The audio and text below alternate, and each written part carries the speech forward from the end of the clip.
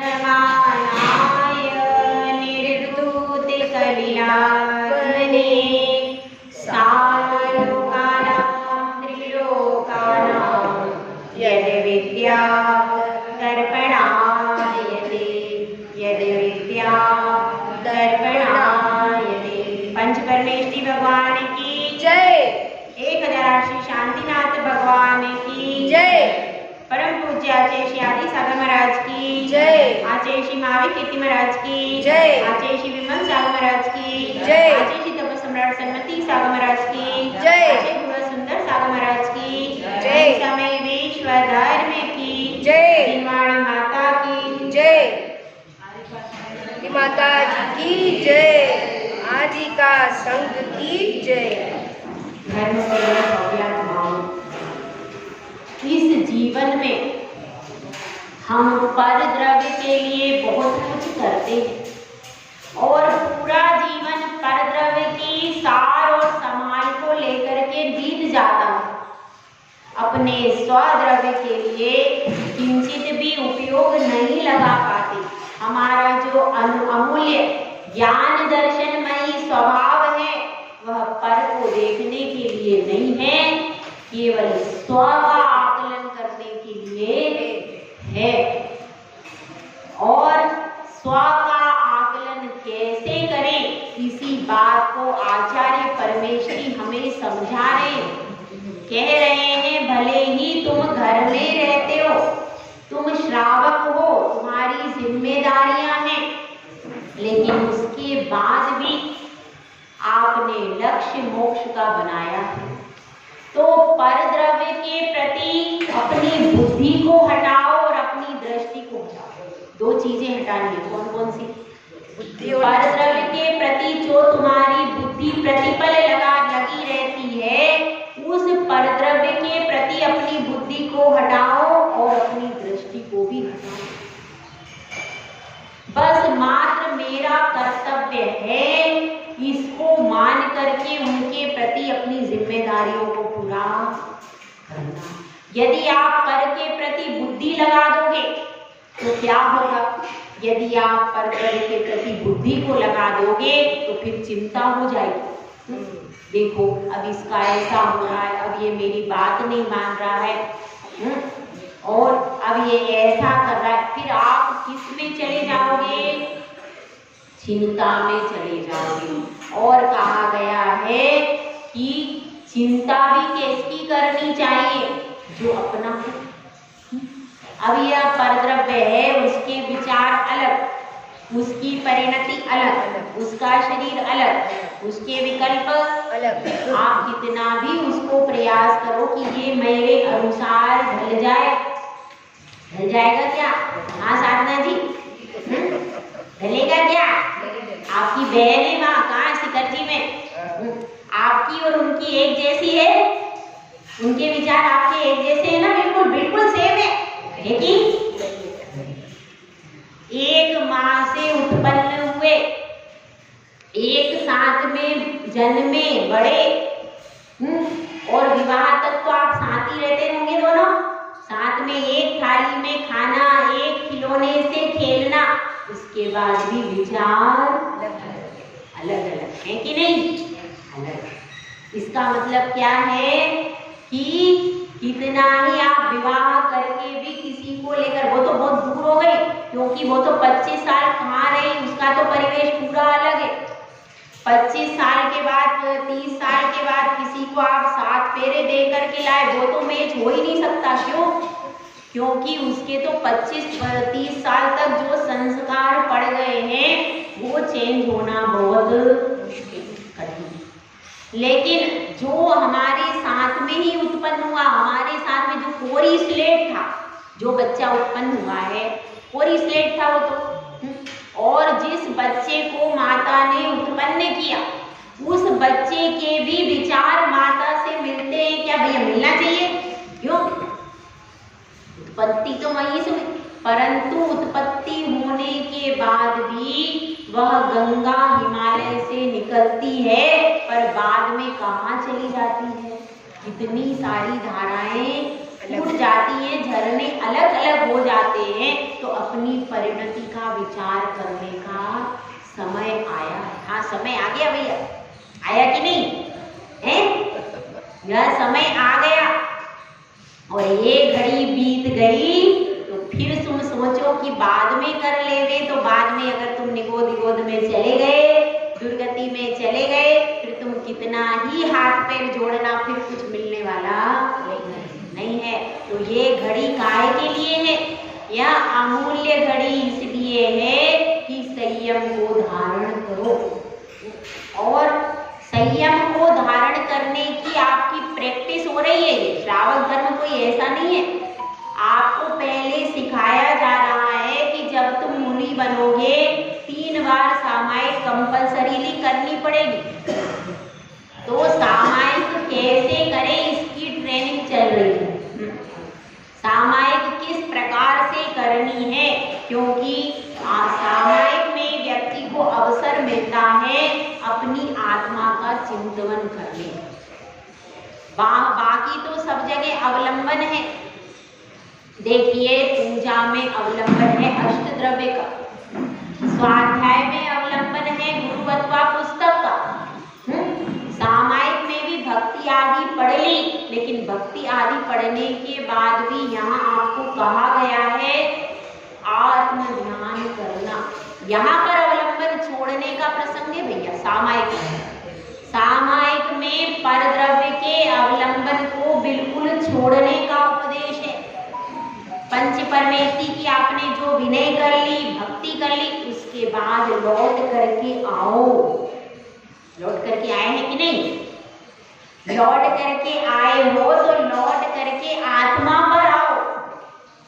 पर द्रव्य पर लौटने से कोई फायदा नहीं। लौट करके वापिस अपनी आत्मा पर आ जाओ, वो अपनी आत्मा पर वापिस लौटाने का नाम है सामायिक। तो अपन समझ रहे हैं। इसमें गाथा नंबर 103 निकाल ली सबने? निकाल लीजिए। सामायिक में समय करने योग्य विचार 103 में कल हो गई थी ना? कल हो गई थी, तो इसलिए आज आएगा 104 नंबर। 104 नंबर गाथा निकाल लीजिए। इसमें यह बताया गया है जब हम सामायिक कर रहे हैं तो हमारे विचार कैसे होना चाहिए। अशरण अशुभ अनित्यम, दुःखमात्मान मावसामि भयम्, मोक्षस्तद् विपरीता येति ध्यायन्तु सामायिके।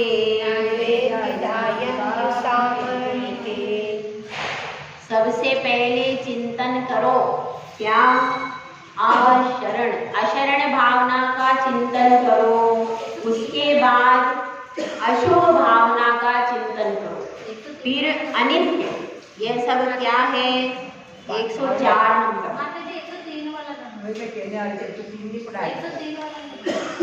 कल इसका उच्चारण नहीं हुआ था? ठीक है, 103 नंबर ले। शीतोष्ण दंश मशक परिशय मुत्सर्गमपि च मौनधरा, सामायिकं प्रतिपन्ना अधिकुर्वन् न चल योगः। इसमें बताया गया है कि परिषादी कैसे सहन करें। सामायिक में बैठ करके अगर हम सामायिक में स्थित है तो क्या परिचय बाधा आती है? शीत, ठंड लग रही है। कुछ किसी ऐसे स्थान पर बैठे तो क्या हो गया? ठंड लगने लगी, शीत की बाधा। फिर उष्णता, गर्मी लगने लगी। तीसरा क्या है? दंश मशक। दंश मशक मतलब मच्छर आदि काटने लगे, और नाना प्रकार के परिचय। परिचय कितने होते हैं भैया? 22 परिचय होते हैं। उनमें से कोई सा भी परिचय आपको परेशान कर सकता है। तो उस अवस्था में क्या करना है? उन परिश्रमों को शांति से सहन करना है। कैसे? उपसर्ग अपि च मौन धरा, परिचय और उपसर्ग दोनों प्रकार के उपस्थित हो सकते हैं। उस समय पर आपको मौन पूर्वक रहना है और सब कुछ सहन करना। ये विषय में मैंने विश्लेषण करके बताया था आपको।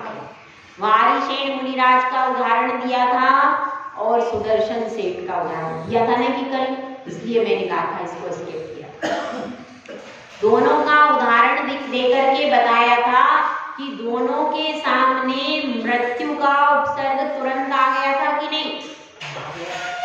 आने के बाद भी उन्होंने अपनी सामायिक नहीं छोड़ी, जरा सा भी विचलित नहीं, और मौन भी नहीं छोड़ा। मौन छोड़ा क्या?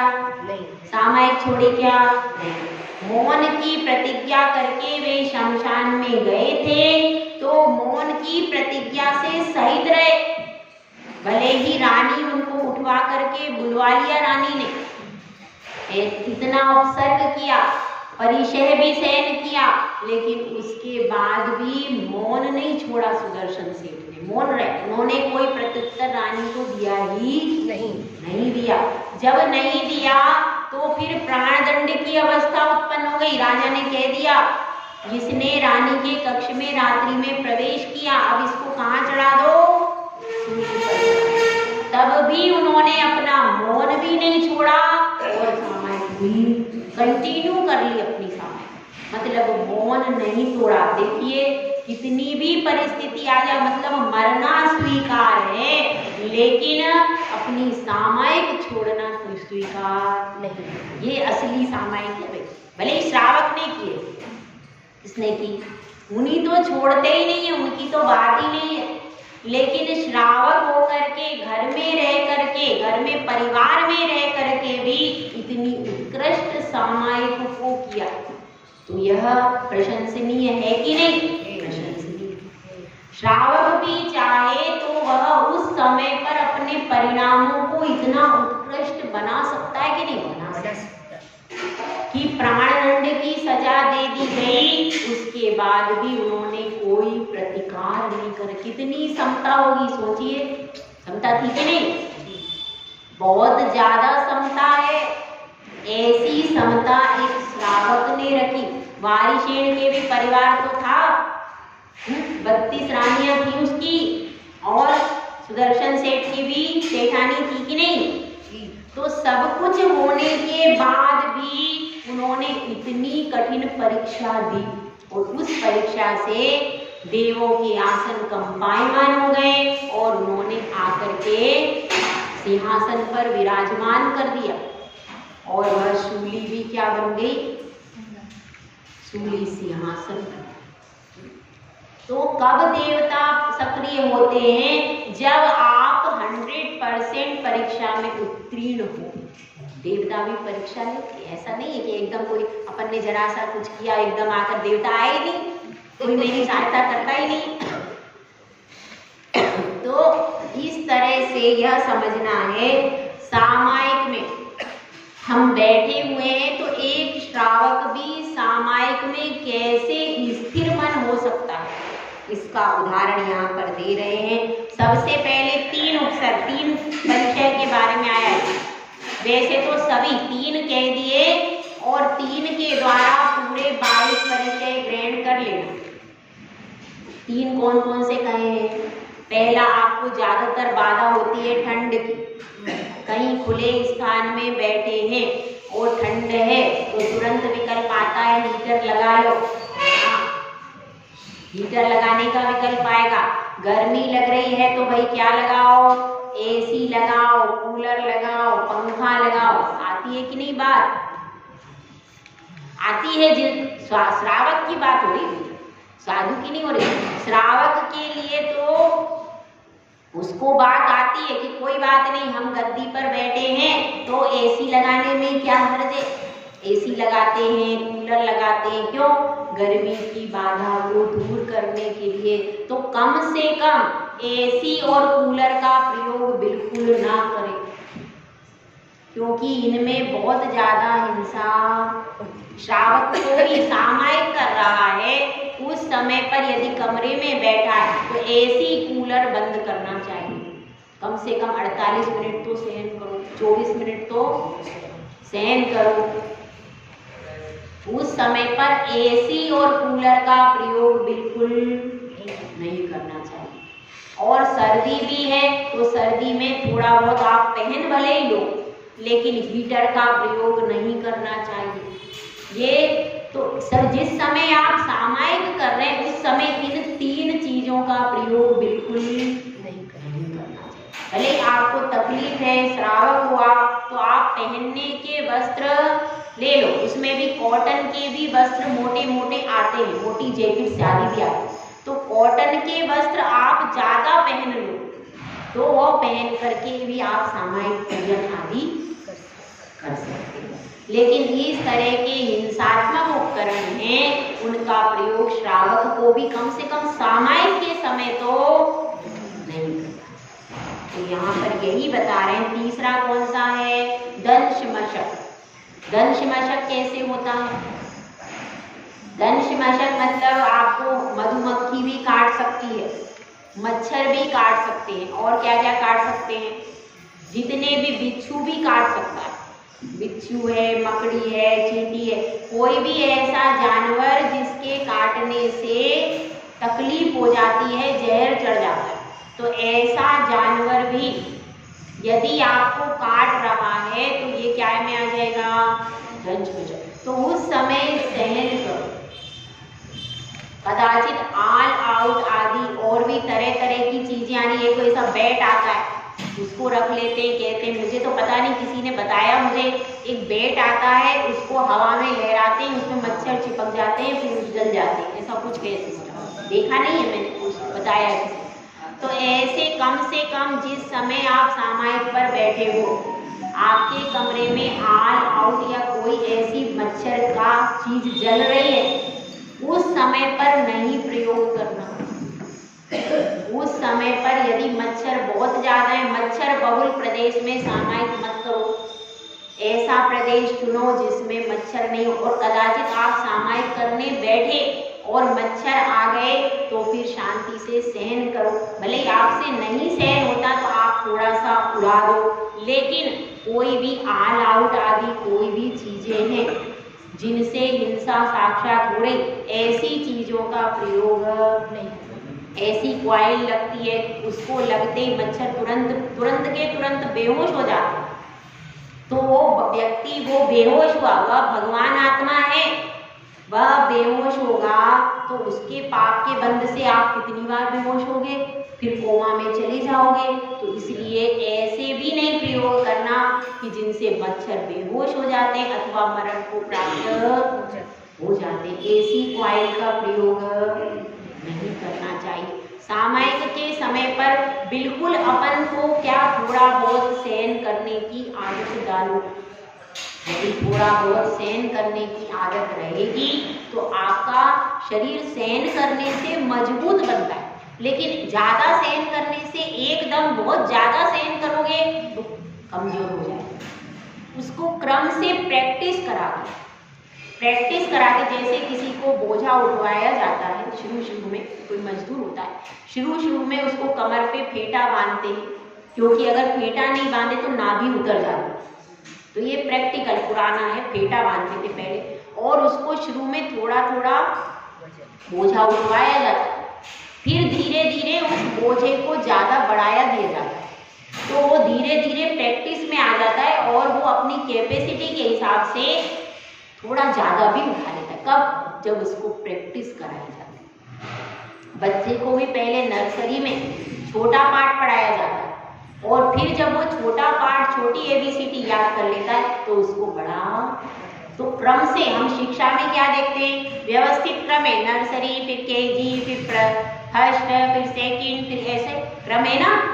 इसी प्रकार से हर चीज में क्रम से करो। सामायिक भी आप करने बैठे हो तो शुरुआत में आपको देखो परिचय उपसर्ग सहन करने का और कोई अवसर तो अपने लिए है नहीं, श्रावक के लिए तो है ही नहीं, तो श्रावक कहाँ सहन करेगा?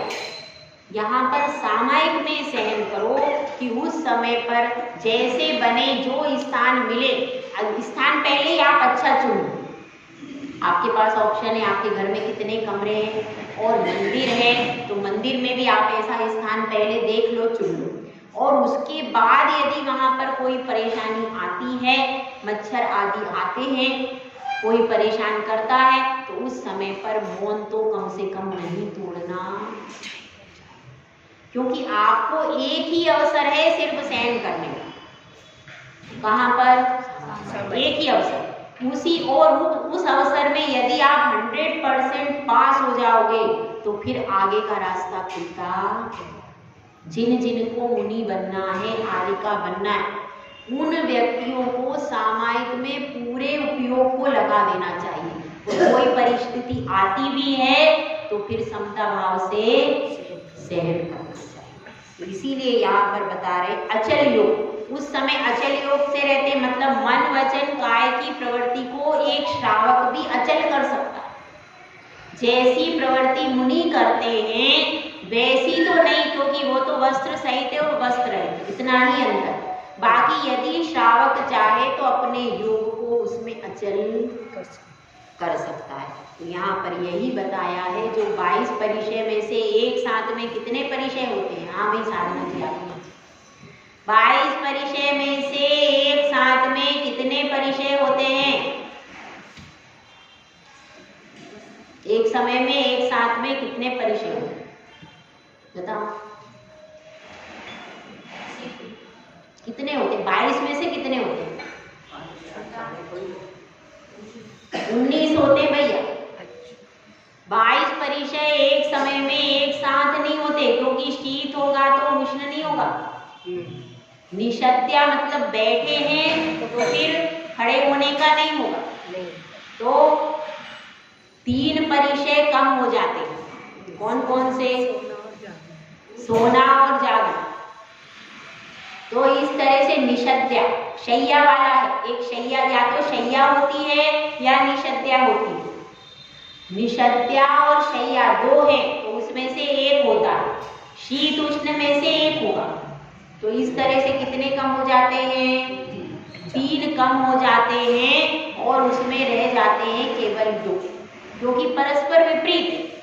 परस्पर विपरीत होने के कारण या तो ठंड होगी या गर्मी होगी, 2 में से एक। तो इसलिए इसमें से 22 परिचय में से 19 परिचय होते हैं और कदाचित ये ज्यादातर 3 ही परेशान करते हैं। श्रावक को 3 क्यों मुख्य लिख दिए? 3 ही ज्यादातर परेशान करते हैं और बाकी तो एडजस्टमेंट हो जाता है। तो इसमें भी 3 जब परेशान करते हैं तो उस समय उनका उपचार ऐसे करना है कि जीवों की हिंसा नहीं हो। और थोड़ा सा आप ठंडी गर्मी का अभ्यास करो बैठने का। यदि आपका, क्योंकि जितना हम गर्मी सहन करते हैं, गर्मी में जो हमारा पसीना निकलता है वह शरीर के सारे जो जहर है वह सारा उसके द्वारा निकल जाता है और शरीर पसीना से निकलने से स्वस्थ होता है और मजबूत होता है। शरीर मजबूत कैसे होता है?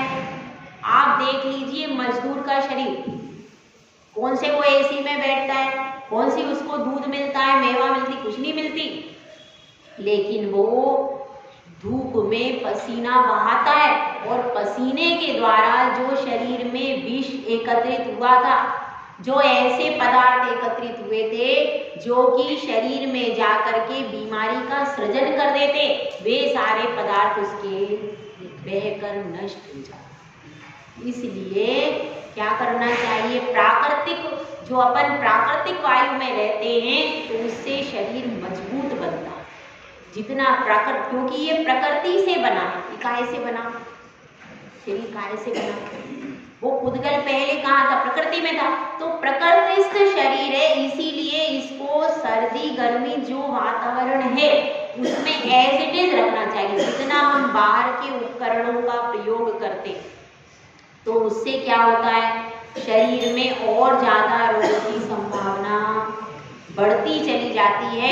और विशेष तौर से जो एसी होता है, एसी में तो आपकी ऐसी तेजी होती है शरीर की, क्योंकि वो प्राकृतिक, ये प्राकृतिक जलवायु वाला शरीर है और अब आप हो तो शरीर अंदर से बहुत कमजोर हो जाता है, और वह कमजोर होने के कारण जब आप गर्मी सर्दी आपके सामने आती तो एकदम इतनी आकुलता होती है कि हम फिर सहन नहीं कर पाते, और शरीर भी फिर एडजस्ट नहीं कर पाते, क्योंकि एसी में रहता है वो 8 घंटे 6 घंटे। अब एसी में रहने के कारण वो शरीर उसी का आदी हो गया। अब कभी प्राकृतिक वातावरण में आप बैठोगे तो एकदम घबराहट हो जाएगी, और घबराहट होने के कारण और ज्यादा बीमारी का कारण बनता है। तो इसलिए प्राकृतिक जलवायु में रहिए तो आपका शरीर मजबूत बनेगा और आप स्वस्थ बने रहेंगे। अब यहाँ पर बता रहे हैं सामायिक में करने योग्य विचार। गाथा अपन ने पढ़ ली, ठीक है। अब इसके बाद इसको पढ़ते हैं। सामायिक में क्या चिंतन करना चाहिए। सबसे पहले बताया आचरण। आचरण मतलब संसार में कोई भी मेरा शरणभूत नहीं है। परिवार की शरण में जाते, किसकी शरण में जाते, परिवार की शरण में जाते हो आप, यहाँ से निकलते तुरंत किसकी शरण में, परिवार की शरण में आप जाते हो।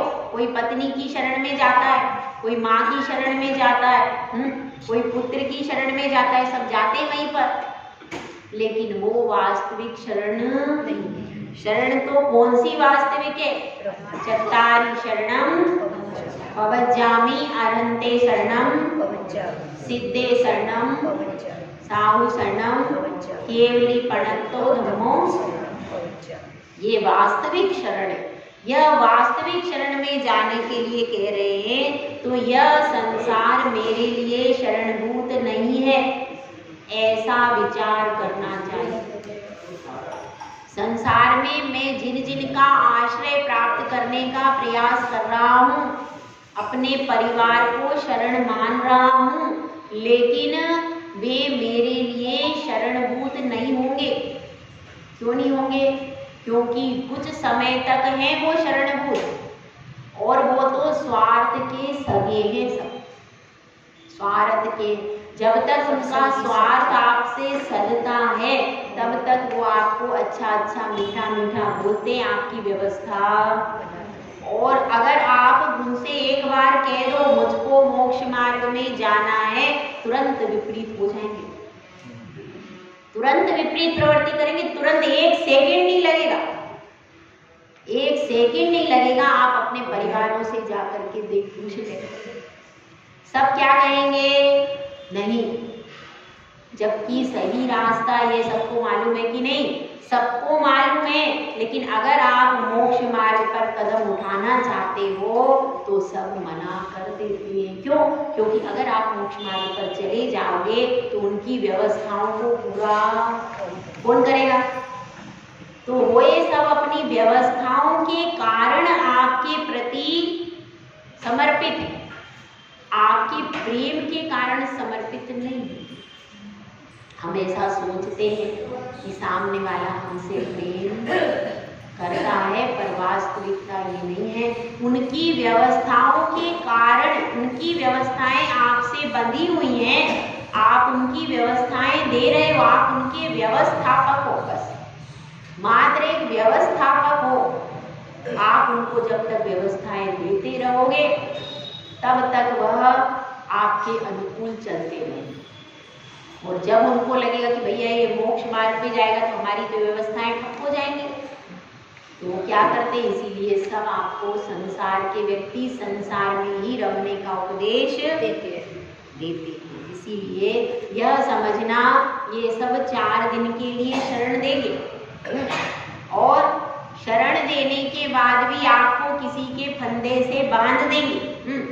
हाँ संजय जी, बंधे नहीं होते तो क्या होता, आज आप कहाँ होते, मुनि तो हो ही जाते हैं, कहीं पे मुनि ये तो बन ही गए होते। आज अगर फंदा गले में नहीं होता, आप लोगों ने सबने अपने अपने गले में घंटी बांध ली। हाँ साधना जी, घंटी कैसी बज रही है, अच्छी बज रही है, नहीं बज रही। ये घंटी बांध कर आप लोग बैठे हो। अब एक बार घंटी बांध लेते अपन, युवावस्था में तनिक सौंदर्य देख करके परिवार वाले प्रेशर डाल रहे, कर लो शादी, कर ली, अब करने के बाद वो घंटी कितने साल तक बजती है, कितने साल तक बजती है? लाइफ लॉन्ग तक बजती रहती है और आप बहुत मुश्किल से वो गले में से निकल पाती है। एक बार घंटी बंध गई गले में, फिर क्या होता है, फिर वो घंटी खुलने में बहुत दिक्कत आती है मन में, क्या आसानी से खुल जाती है? बहुत दिक्कत से। वो घंटी बांधना तो बहुत सरल है, एक बार मांग भर दो, बहुत आसान काम है। शादी तो बहुत आसान काम है, कुछ भी नहीं। दीक्षा भी बहुत आसान है, दीक्षा लेना और शादी करना बहुत आसान काम है, कुछ नहीं। शादी में क्या होता है, फेरे होते हैं। देखो हमें ज़्यादा पता नहीं, हम थोड़ा कम बताएं तो समझ लेंगे। तो उसमें फेरे लगा लिए, मांग भर लेते, और क्या होता है, एक दिन में हो जाती है ना, 2 घंटे में। और अच्छे अच्छे बढ़िया बढ़िया कपड़े मिलते हैं, अच्छे जेवर मिलते हैं। सब लोग उसमें क्या करते हैं, बहुत सारे रिश्तेदार आते हैं, सब ढोल बाजे मिलते हैं, मिठाई मिलती है खाने को, अच्छे हाँ, तो ये सब मिलता है। और दीक्षा में भी ऐसे ही होता है। दीक्षा में भी आपको घोड़े पर, हाथी पर चढ़ाते हैं, बिनोली निकालते हैं, सब समाज के लोग आपकी पूजा करते हैं, सम्मान करते हैं, सत्कार करते हैं, ठीक है नहीं? तो अब उसमें भी क्या होता है, फिर आपको थोड़ा सा सहन करना पड़ता है, केशलोच करना पड़ता है। केशलोच करवा लो, चलो वो भी 1-2 घंटे में सबका हो जाता है, कोई ज़्यादा परेशानी वाली बात नहीं, 2 घंटे में हो जाता है। 2 घंटे में, 3 घंटे में ज़्यादा हो गया, केशलोच हो गया, ठीक है। उसके बाद क्या है, उसके बाद लेकिन उपवास भी करना पड़ता है। हाँ, केशलोच करो, उपवास करो, मतलब वहाँ तो पहले ही परीक्षा चालू है। केशलोच कंपलसरी है, जब भी दीक्षा लोगे केशलोच कैसा है, कंपलसरी। केशलोच और केशलोच के साथ उपवास फ्री, वो भी कंपलसरी है। लेकिन चलो कोई केशलोच भी कर लिया, उपवास भी कर लिया, और उसके बाद दीक्षा ले ली। कितना समय लगेगा, 1 दिन में हो जाती है, वो भी 1 घंटे का खेल। 1 घंटे में दीक्षा हो गई। सरल है दीक्षा लेना, लेकिन उसको पूरी जिंदगी निभाना। लेकिन और एक तरफ विवाह है, वह भी आपको करने में कुछ नहीं है, 1 दिन में, 1 रात में सब विवाह हो गया। लेकिन अब जिसको गले में बांध कर लाए, अब उसको निभाओ। वो कहेगी चलो, आप कहोगे बैठ जाओ, क्या करो है? वो अलग तरह के मूड की, अपन अलग तरह के मूड के। अब वो दोनों के बीच में सेटलमेंट बिठाओ। फिर पहले तो उसके प्रति पूरा सेटलमेंट बिठाओ, मतलब पूरी जिंदगी किस तरफ जा रही है, परद्रव्य के प्रति जा रही है कि नहीं? विवाह करते ही, घंटी बंधते ही पूरी दृष्टि जो आत्मा पर रहती थी, अब कहाँ चली गई? परद्रव्य के प्रति चली गई।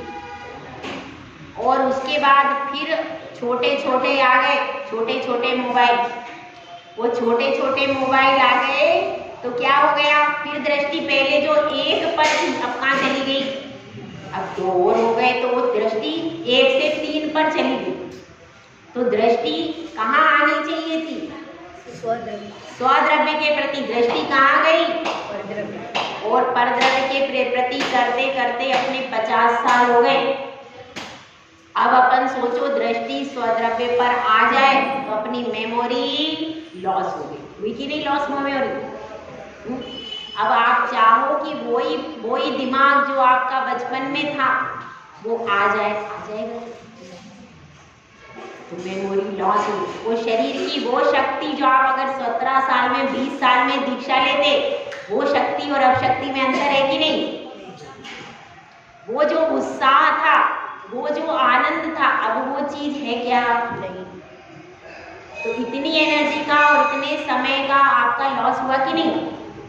लॉस में चल रहा।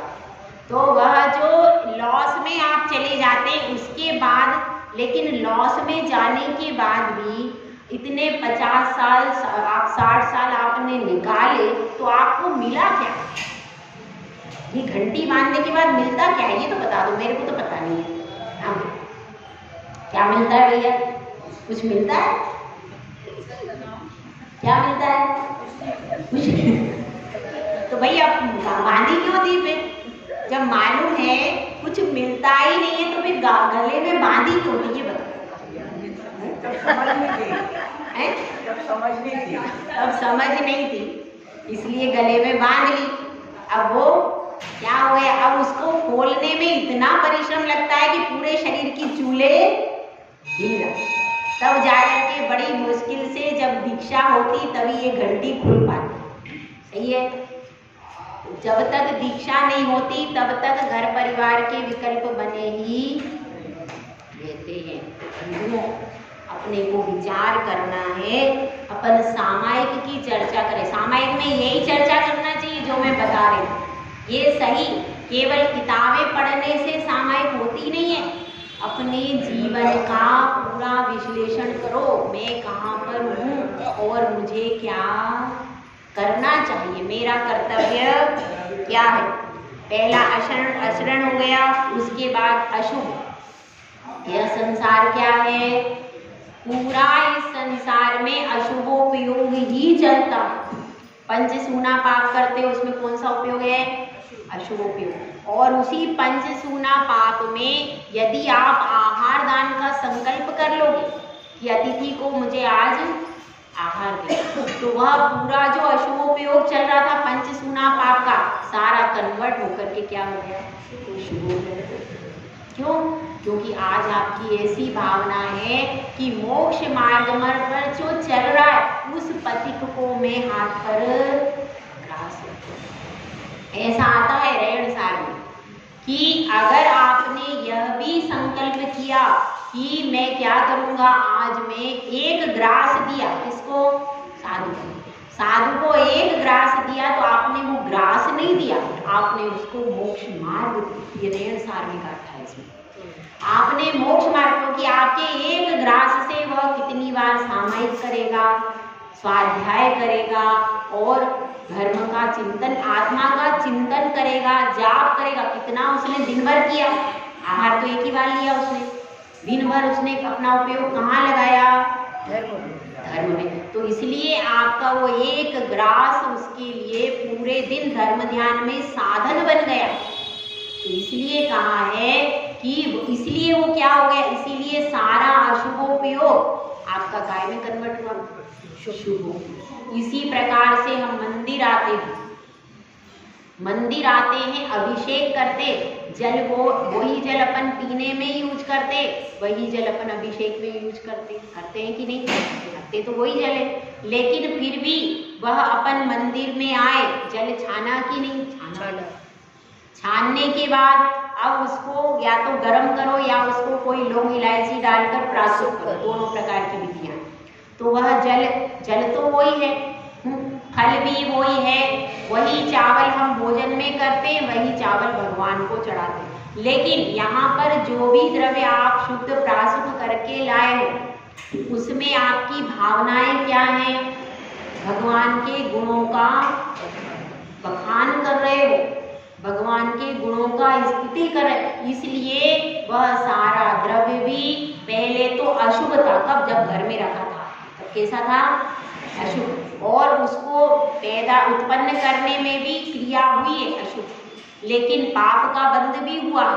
लेकिन जब वह अपन भगवान के चरणों में लेकर के आ गए, वह फल फूल दीप धूप सब कुछ भगवान के चरणों में चढ़ा दिया, अभिषेक कर दिया, तो वह द्रव्य भी प्राशुद्ध हो गया। मतलब क्या है, वह द्रव्य शुभ हो गया, एकदम से अशुभ में, अशुभ से किस में कन्वर्ट हो गया, शुभ में कन्वर्ट हो गया। और अष्टपाहुड़ में ऐसी गाथा आती है कि उसमें यह लिखा है, यह एकेंद्रीय जीव भी धन्य हो जाता है। कब, जब उसका अभिषेक भगवान के ऊपर किया जाता है। अष्टपाहुड़ आचार्य कुंडल का बहुत अच्छा ग्रंथ है, मतलब बिल्कुल सामान्य है, लेकिन सामान्य होने के बाद भी उसमें बहुत सारी शंकाओं का सहज समाधान हो जाता है। इसीलिए अष्टपाहुड़ का अध्ययन जरूर करना।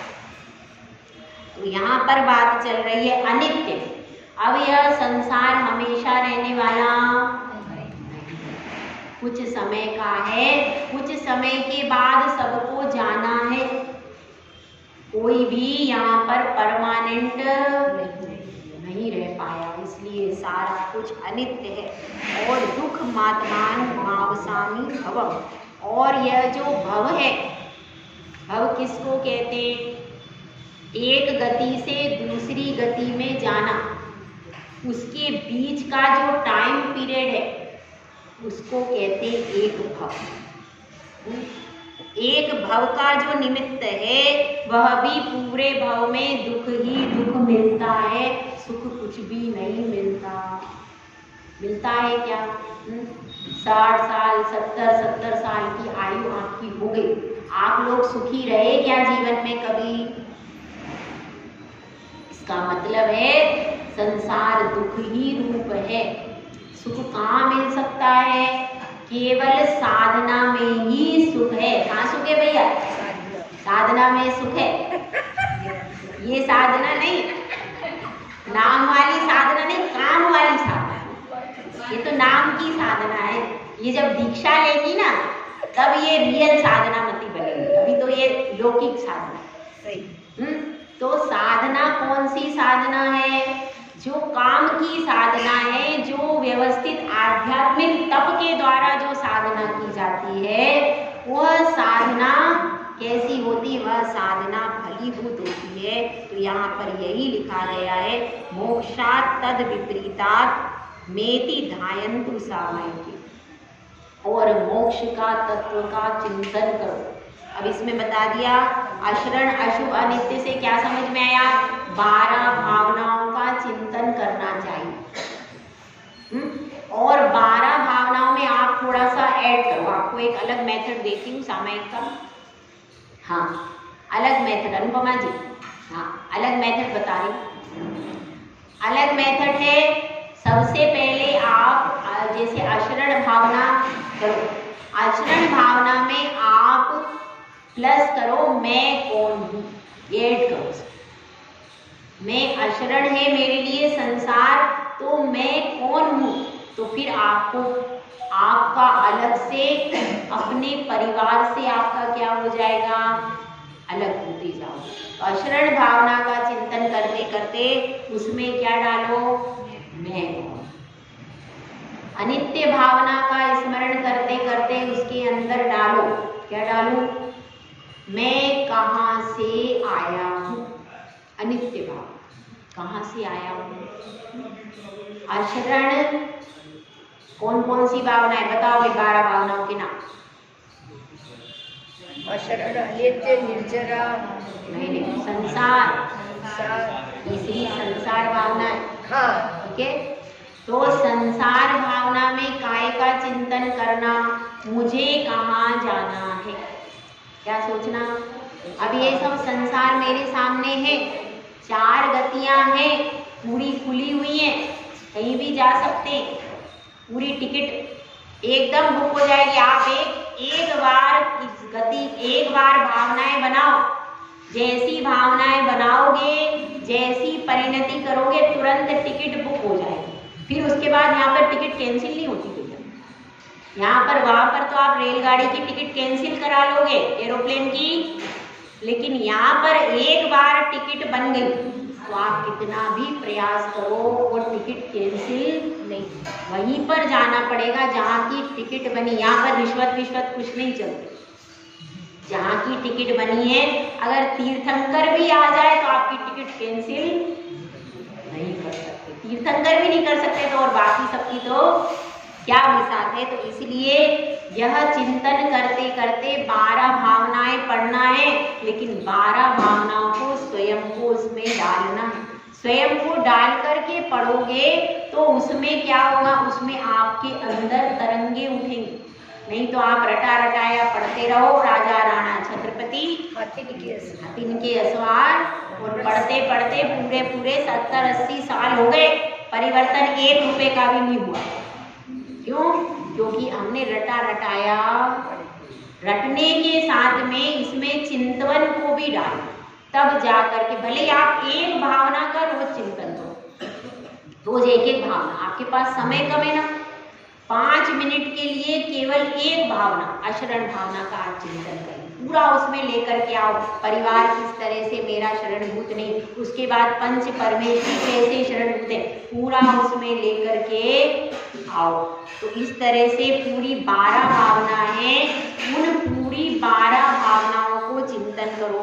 और मोक्ष एक तत्व लिख दिया, इसमें कैसे चिंतन करना, 7 तत्वों का चिंतन करना। मोक्ष एक लिख दिया ना उसमें, तो एक दे दिया, पारिशेष न्याय से सब लगा लेना, तो 7 तत्व भी इसमें चिंतन में आ जाएंगे। 7 तत्वों का चिंतन करो और यह सोचो मैं कहाँ हूँ, मुझे कहाँ जाना है। ये चिंतन जरूर करना सामायिक में, मैं कहाँ जाना चाहता हूँ। मैं अगर मोक्ष में जाना चाहता हूँ तो मेरी वर्तमान की जो मैं परिणति कर रहा हूँ, इस परिणति से मैं मोक्ष जाऊंगा क्या, ये भी पूछो अपने आप से। और जरूरी नहीं है कि आप सब 70 साल जी करके ही प्राण अपने निकलेंगे, ऐसा कोई जरूरी, कभी भी किसी भी क्षण आयु का क्षय हो सकता है। तो अपनी इस अमूल्य मनुष्य पर्याय को मैं कैसे बिताऊं, इसका भी चिंतन करना चाहिए। देखिए अब इसके बाद अगली गाथा अपन लेते, सामायिक शिक्षाव्रत के अतिचार इसमें बता रहे हैं। आज सामायिक का प्रकरण पूरा हो जाएगा, इसमें बता रहे हैं सामायिक शिक्षाव्रत के अतिचार कौन कौन से हैं। देखिए ये गाथा नंबर 105, वाक्काय मानसानां दुप्रणिधानान्यदादर स्मरणे सामायिकस्यातिगमं व्यज्यन्ते पंचभावेन। सामायिक शिक्षाव्रत के अतिचार, पहला है वाक, वाक मतलब वचन से उच्चारण कर देना। दूसरा है काय, शरीर से कुचेष्टा कर देना। तीसरा क्या है, मानसाना, मन से खोटा चिंतन करना। और क्या करना, अनादर और अस्मरण। ये 5 अतिचार समझ में आया। पहला कौन सा है, वचन से खोटे वचन बोल देना और मन से खोटा चिंतन करना और काय से खोटा चिंतन करना। ये 3 हो गए, मन वचन काय से 3 हो गए। और उसके बाद चौथा है अनादर और अस्मरण।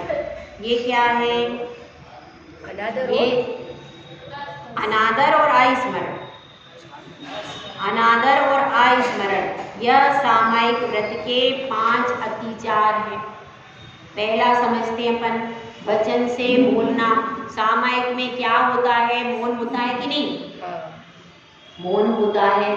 लेकिन कोई परिस्थिति ऐसी आ गई, आप अपने आप को कंट्रोल नहीं कर पाए, तो तुरंत हम कुछ गुस्से से कुछ किसी को सामायिक में बोल देगा। क्या हो गया, वचन दुष्प्रणिधान नामक अतिचार लग गया।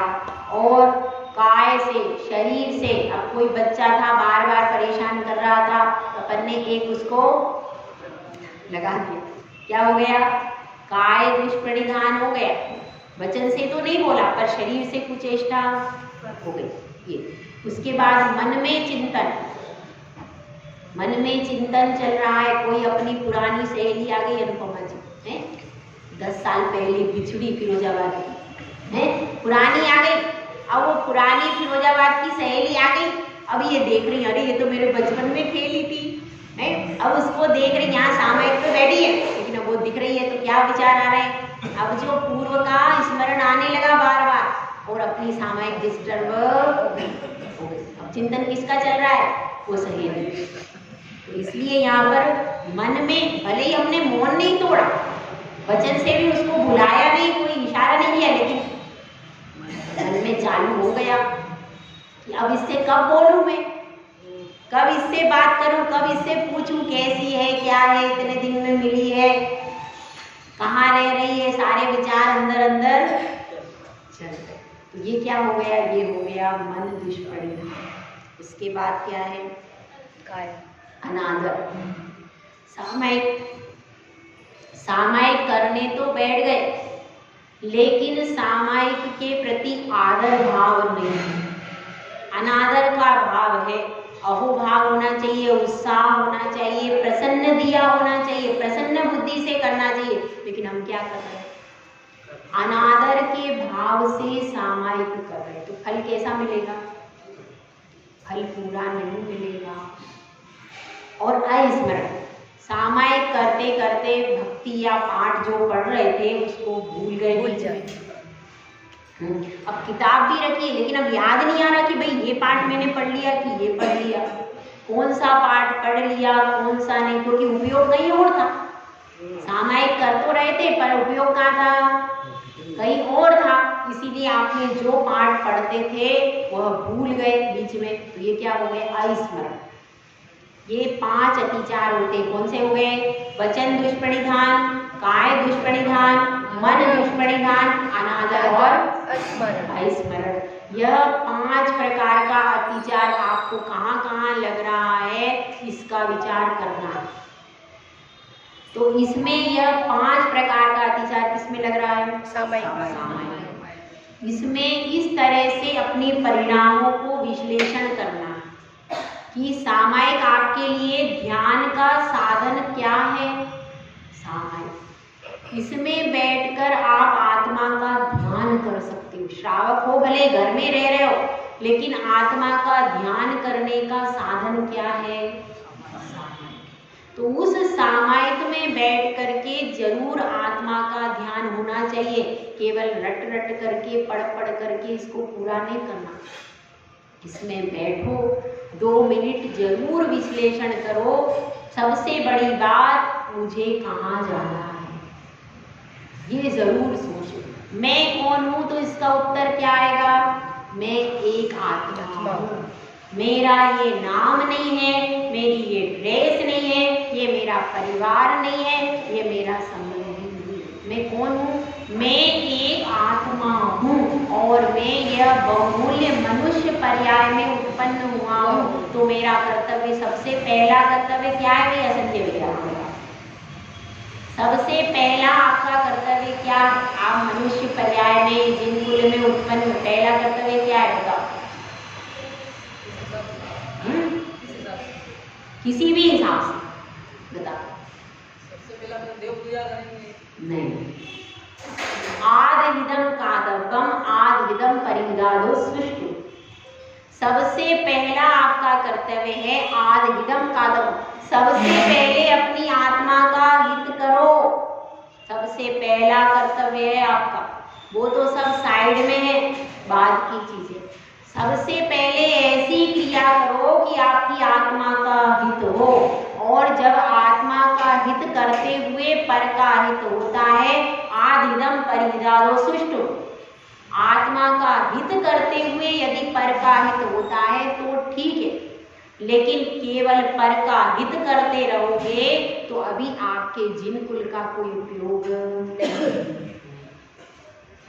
ये भी अष्टपावड़ में करता है। आत्मा का हित सबसे पहले करो। और जैसे जल्दी से जल्दी, क्योंकि 3 चीजें आपको बताई थी, समय, शक्ति और समझ एक साथ नहीं रहते। समय, शक्ति और समझ। जब आपके पास समय होता है तो आपके पास शक्ति नहीं होती। जैसे कि अभी अपनी पवन बहन बैठी, अब इनके पास समय पर्याप्त, कोई जिम्मेदारी भी नहीं है, समय पर्याप्त है, 70 साल की उम्र है, लेकिन शक्ति नहीं है। शक्ति है थोड़ी, इतनी नहीं है कि आरिका बनकर पैदल चल सके। बात उसकी हो रही, इतनी शक्ति आरिका बनकर के पैदल चल सकते क्या? नहीं। तो वो शक्ति मतलब क्या? जिसका उपयोग हम मुनि और आरिका बनकर करें वो सही शक्ति। बाकी तो सिर्फ लौकिक की तो कोई मतलब नहीं। तो मुनि आरिका बनकर के अब वो कर सकती हैं क्या? और अगर इनकी युवावस्था में ये घर से निकल गई होती तो कर लेती, तो कर लेती। अभी कहीं पर आरिका बनकर के रहती। यहाँ तुम्हारे मल्हारगंज का गौरव होता। मल्हारगंज का गौरव अभी तक खुला नहीं है। पत्ता कब खुलेगा पता नहीं। कौन भाई जी खुलेगी? खुलवाओ, आप कोशिश करो। ठीक है, अब यहाँ पर यही बात चल रही है कि सबसे पहले अपने को आद्यविदम कादवम, अपनी आत्मा का हित करने का पुरुषार्थ तब तक कर लेना चाहिए जब तक घंटी नहीं बंदी कर। घंटी बंधने के पहले सावधान हो जाओ और फिर अपना आत्मा का हित कर लो, क्योंकि एक बार घंटी बंध गई फिर आप कितना भी कोशिश करो, फिर वो आपको परिहित करना ही पड़ेगा, क्योंकि घंटी के साथ में रस्सी भी बंधी है। अब वो रस्सी खींच के आपको ले जाएगी। इनको उत्पन्न किया है, इनकी सेवा पूजा करो, इनका ध्यान रखो, तो आपको रस्सी के द्वारा ले जाया जाएगा और आपको वही काम करना पड़ेगा। आप फिर अपना सोचो मैं अब दिन भर मंदिर में बैठ जाऊं, हो जाएगा क्या? नहीं हो सकता। इसीलिए समझदार व्यक्ति होगा वो गले में घंटी नहीं बांधेगा और पहले ही तैयार हो जाएगा कि मुझको अब मोक्ष मार्ग पर सही रास्ता भी वही है। हाँ, आदिनाथ भगवान जैसे आप नहीं हो कि उन्होंने इतने 83 लाख पूर्व करने के बाद भी उन्होंने 1000 वर्ष तपस्या कर ली। तुम्हारे बस का नहीं है, उतना सहनन नहीं है क्या? उतना सहनन नहीं है। इसीलिए अपनी शक्ति का विचार करना चाहिए। शक्ति अब समय है, शक्ति नहीं है। समझ भी उनको है, उनको विवेक है, उनको ज्ञान है, लेकिन ज्ञान होने के बाद भी मतलब समय है, समझ भी है, लेकिन शक्ति नहीं है तो काम नहीं हुआ। दूसरी चीज समय है, समय नहीं है किसके पास? बच्चों के पास, युवाओं के पास समय नहीं है। शक्ति बहुत है, शक्ति में कोई कमी है, लेकिन समझ नहीं है अभी उनको। तो समय भी है, शक्ति भी है, लेकिन समझ नहीं है तो भी काम नहीं हो पाएगा। और एक स्टेज कौन सी होती है? शक्ति भी है और मगर समय भी है और समझ भी है। ऐसे कौन होते हैं? साधु, जिनके पास समय भी है, शक्ति भी है और समझ भी है। और जो युवा साधु है, तीनों का उपयोग करें। जो युवा साधु है उसके पास समय भी है, शक्ति भी है और समझ भी है। वह अपने षट आवश्यक कर्तव्यों में, अपनी क्रियाओं में पूरा उपयोग लगा देता है तो उसका फिर मोक्ष मार्ग तुरंत प्रशस्त हो जाता है। तो इसीलिए पुरुषार्थ उस चीज का करना चाहिए, समय, शक्ति और समझ हर वक्त साथ में नहीं दे। जब यह साथ में हो तभी अपन अपने जीवन का सदुपयोग कर लें, क्योंकि एक भी कम हो गया तो फिर कार्य होने वाला नहीं है। जय बोलो जय सुंदर सागर महाराज की जय। जय बोलो।